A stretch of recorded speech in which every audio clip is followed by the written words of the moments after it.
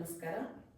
ನಾವು ಎಲ್ಲರಿಗೂ ಒಂದು ಎಂಟರ್ಟೈನ್ಮೆಂಟ್ ಕೊಡಬೇಕು ಅಂತ ಹೇಳ್ತಕ್ಕಂಥ ದೃಷ್ಟಿಯಿಂದ ಒಂದು ಕಲೆನ ನಮ್ಮ ಸಮಾಜಕ್ಕೆ ತೋರಿಸ್ಬೇಕು, ಒಬ್ಬ ಪ್ರತಿಭಾನ್ವಿತ ಕಲೆಗಾರನನ್ನು ಪರಿಚಯ ಮಾಡಬೇಕು ಅಂತಕ್ಕಂಥ ದೃಷ್ಟಿಯಿಂದ ನಾವು ಈ ದಿವಸ ಒಬ್ಬ ವ್ಯಕ್ತಿಯನ್ನು, ಅಂದರೆ ಒಬ್ಬ ಅದ್ಭುತ ಕಲಾವಿದರು ಅಂತಲೇ ಹೇಳ್ಬೋದು. ಅಂದರೆ ಎಲೆಮರೆಯ ಕಾಯಿಯಂತೆ ಇದ್ಕೊಂಡು ತಮ್ಮ ಪ್ರತಿಭೆಯನ್ನು ಎಲ್ಲೋ ಆಚೆ ಹೊರಹಾಕದೇ ಇರ್ತಕ್ಕಂಥ ಒಂದು ಪ್ರತಿಭೆಯನ್ನು ನಾವು ನಿಮ್ಮ ಮುಂದೆ ತರ್ತಾ ಇದ್ದೇವೆ ಇವತ್ತು. ಆ ಪ್ರತಿಭೆಯನ್ನು ಪರಿಚಯ ಮಾಡ್ಕೊಳ್ಳಿಕ್ಕೆ ಹೊರಟಿರ್ತಕ್ಕಂಥ ವ್ಯಕ್ತಿ ನಾನು. ನನ್ನ ಹೆಸರು ರಾಣಿ VS ಅಂತ. ನಾನು ಭಾರತ ಸೇವಾ ದಳದಲ್ಲಿ ವಲಯ ಸಂಘಟಕರಾಗಿ ಸೇವೆ ಸಲ್ಲಿಸ್ತಾ ಹಲವಾರು ಪ್ರಶಸ್ತಿಗಳನ್ನು ಪಡೆದುಕೊಂಡಿರ್ತೇನೆ. ಅಂತಾರಾಷ್ಟ್ರೀಯ ಪ್ರಶಸ್ತಿಗಳು, ರಾಷ್ಟ್ರಮಟ್ಟದ ಪ್ರಶಸ್ತಿಗಳು, ಜಿಲ್ಲಾ ಕನ್ನಡ ರಾಜ್ಯೋತ್ಸವ ಪ್ರಶಸ್ತಿಯನ್ನು ಪಡೆದಿದ್ದು.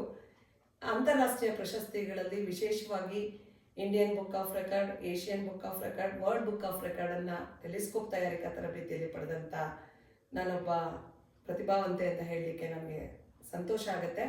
ನಾವು ಹಾಸನ ಜಿಲ್ಲೆಯಿಂದ ಒಂದು ಪ್ರತಿಭೆಯನ್ನು ಹೊರತರಲಿಕ್ಕೋಸ್ಕರ ಈ ದಿವಸ ನಾವೊಂದು ಕಲೆಗಾರನ ನಿಮ್ಮ ಮುಂದೆ ಪರಿಚಯ ಮಾಡಿಕೊಡ್ತಾ ಇದ್ದೇನೆ.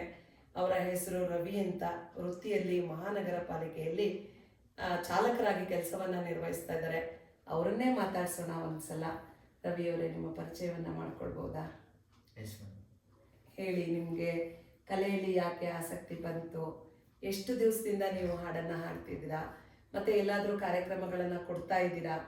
ಯಾವ ರೀತಿ ನೀವು ಕಲೆಗೋಸ್ಕರ ನೀವು ಸೇವೆಯನ್ನು ಸಲ್ಲಿಸಬೇಕು ಅಂತ ಅಂದ್ಕೊಂಡಿದ್ದೀರಾ? ಮತ್ತು ನಿಮ್ಮ ಕುಟುಂಬದ ಪರಿಚಯ ಜೊತೆಗೆ ನಿಮ್ಮ ವಿದ್ಯಾಭ್ಯಾಸ, ನಿಮ್ಮ ವೃತ್ತಿಯ ಪರಿಚಯವನ್ನು ಮಾಡ್ಕೊಳ್ಳಿ. ಫಸ್ಟ್ ಒನ್ ಏನಂದರೆ, ಬೈ ಬರ್ತ್ ನಾನು ಸಾಂಗ್ ಆಡ್ತೀನೋ ಇಲ್ವ ಅಂತ ನನಗೇನೋ ಗೊತ್ತಿರಲಿಲ್ಲ. Okay. By birth god gift ಕೊಟ್ಟಿರೋದು ನನ್ನ ವಾಯ್ಸ್. ಓಕೆ, ಆಯಿತಾ. ನಾನು ಸ್ಟಾರ್ಟಿಂಗ್ SLCಯಲ್ಲೇನೋ ಒಂದು ಸಾಂಗ್ ಆಡಿದ್ದೆ ಸ್ಕೂಲ್. ಯಾವ ಸ್ಕೂಲಲ್ಲಿ ಓದಿದ್ದು ನೀವು? ನಾನು ಇಲ್ಲೇ ಭಾರತೀಯ ವಿದ್ಯಾಮಂದಿರ. ಭಾರತೀಯ ವಿದ್ಯಾಮಂದಿರ, ಅಲ್ಲಿಗಡೆ ಸರ್ಕಲಲ್ಲಿ.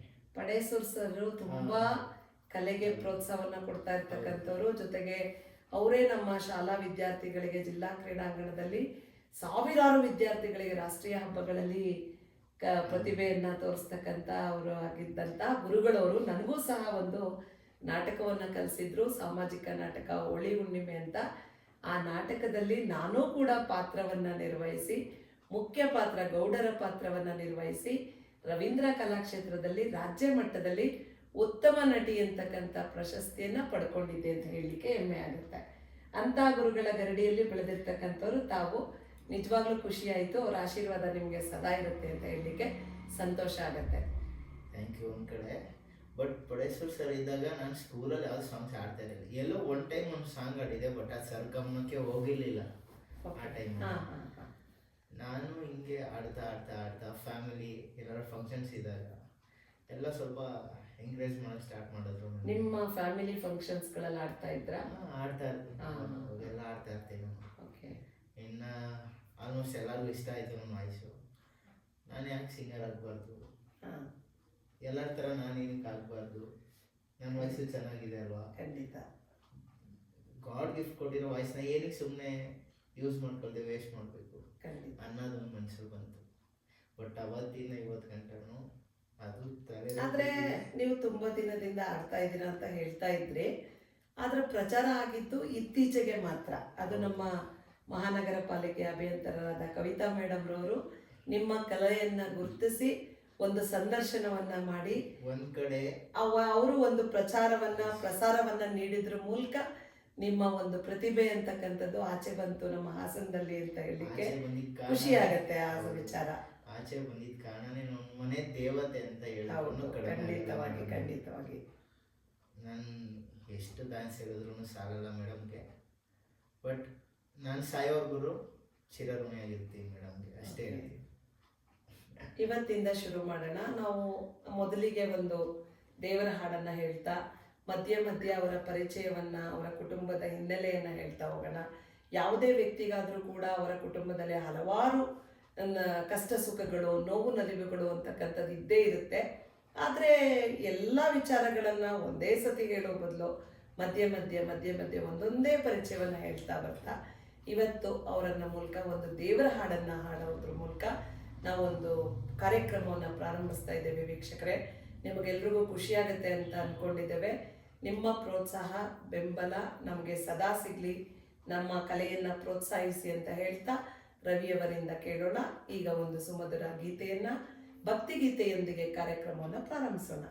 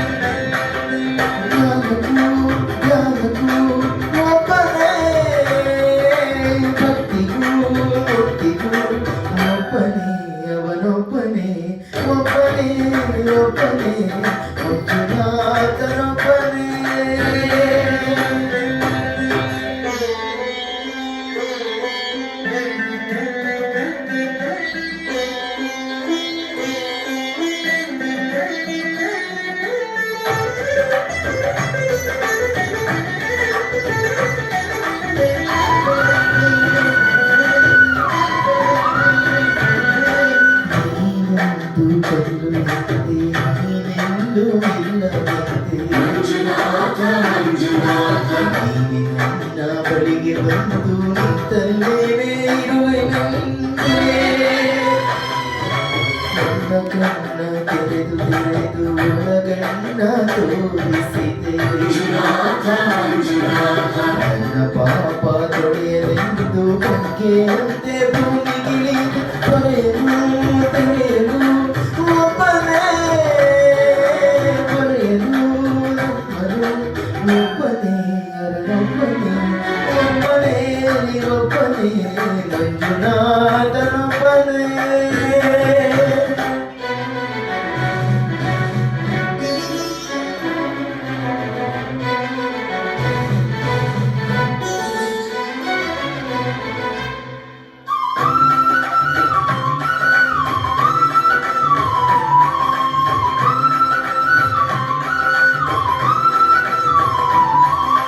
ಶಂಕರ ಶಂಕರ ಹರ ಹರ ಶಂಕರ ಮುರಾರ ಪಾರ ಶಶಿಕರ ಶುಭ ಜಯ ಜಯ ಶಂಭೋ ಜಯ ಜಯ ಚಂದ್ರಧರ ಜಯ ಜಯ ಶಂಭೋ ಜಯ ಜಯ ಗಂಗಾಧರ. ತಂದೆ ತಂದೆಯಾಗಿ ನೀನು ಬಂದೆ ನಾನು ಅನ್ನು ಆಕಾರ ಸುಟ್ಟು ಭಸ್ಮ ಮಾಡಿದೋನೆ ದೀಪ ಮಾಡಿ ಹೊಸ ಜನ್ಮ ನನ್ನೆ ತಂದೆ ಅರಿವಿಗೇನೆ ಗುರುವಾದ ಗುರುಗಳ ಗುರು ಇವರೇ ಸತ್ಯವೋ ನಿತ್ಯವೋ ಒಬ್ಬನೇ ಧರ್ಮವೋ ದೈವವೋ ಒಬ್ಬನೇ ಶಿವನೊಬ್ಬನೇ ಒಬ್ಬನೇ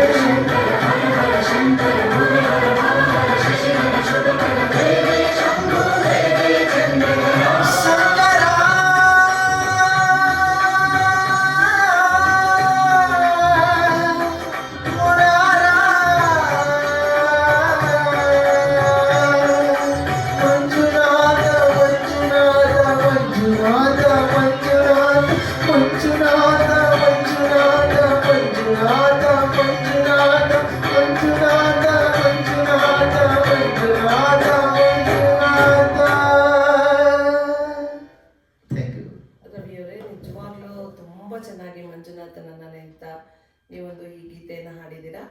ನಾವು ನನಗೆ ಮಂಜುನಾಥ ಅಂದರೆ ತುಂಬ ಭಕ್ತಿ.